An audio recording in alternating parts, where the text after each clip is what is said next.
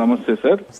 మీరు ఇందాక జగన్మోహన్ రెడ్డి గారు చెప్పేదే చేస్తారు అని చెప్పారు కదా. లాస్ట్ టైం 2019 ఎలక్షన్స్ లో మన ప్రభుత్వంలో పూర్తిగా మద్యాన్ని నిషేధిస్తాం అని చెప్పి గట్టిగా కూడా చెప్తా ఉన్నాం. చేసిన తర్వాతనే ఓట్లు అడుగుతారు. మరి చేయలేదు కదా సార్.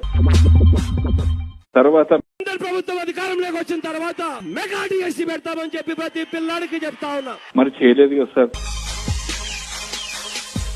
తర్వాత ప్రతి సంవత్సరం జనవరి 1వ తేదీన ప్రభుత్వ ఉద్యోగాల భర్తీకి క్యాలెండర్ ను కూడా విడుదల చేస్తాం. ఆ మాట నిలబెట్టుకోలేదు. విశాఖపట్నం ప్రాంతంలో కార్యనిర్వాహక వ్యవస్థ కార్యాలయాలను, అమరావతి ప్రాంతంలో శాసన వ్యవస్థ కార్యాలయాలను, కర్నూలు ప్రాంతంలో న్యాయ వ్యవస్థ కార్యాలయాలను ఏర్పాటు చేయడానికి తీర్మానించడమైనది.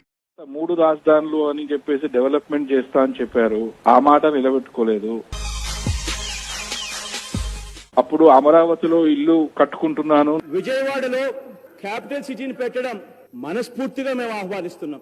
అమరావతి మన రాజధాని అని 2019 లో చెప్పారు. మరి ఇప్పుడేమో విశాఖపట్నం రాజధాని అంటున్నారు. కాబట్టి ఇది ప్రజల్ని మోసం చేయడమే కదా. మీరు 5 years నుంచి వైసీపీ ఎంపీలు పార్లమెంటులో అన్ని బిల్లులకి సపోర్ట్ చేశారు. YSR Congress Party raised to support this bill. We support the bill, sir. YSR Congress Party supports this bill, sir.